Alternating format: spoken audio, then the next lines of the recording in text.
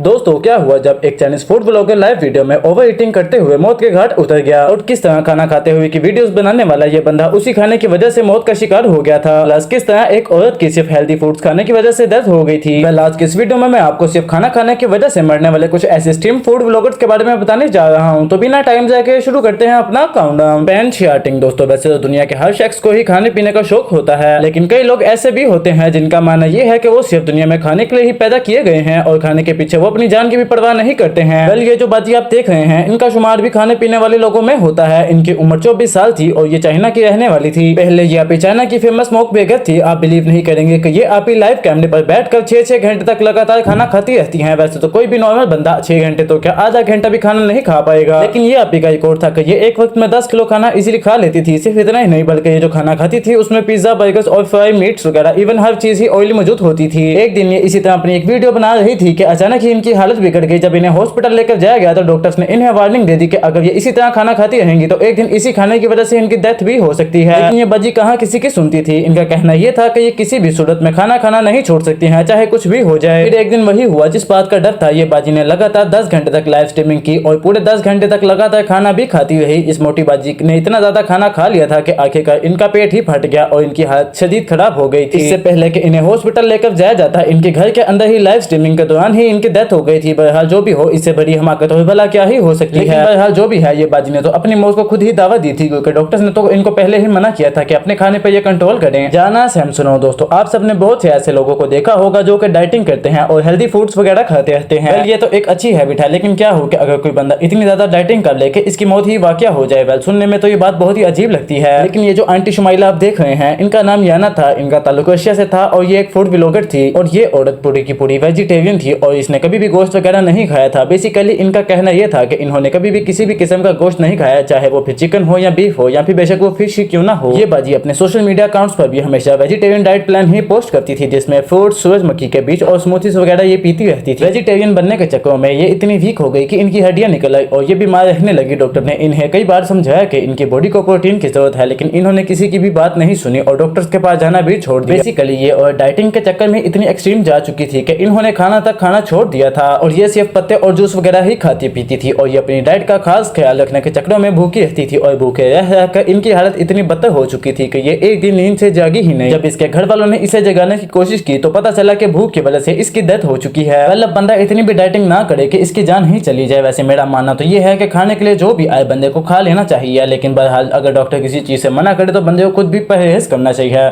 तो आज के लिए बस इतना ही। उम्मीद है कि आपको वीडियो पसंद आई होगी। ऐसी मजीद इंटरेस्टिंग वीडियोस के लिए हमारे चैनल को लाइक और सब्सक्राइब कर लें। तो ठीक है, मिलते हैं अगली वीडियो में, तब तक के लिए अल्लाह हाफिज।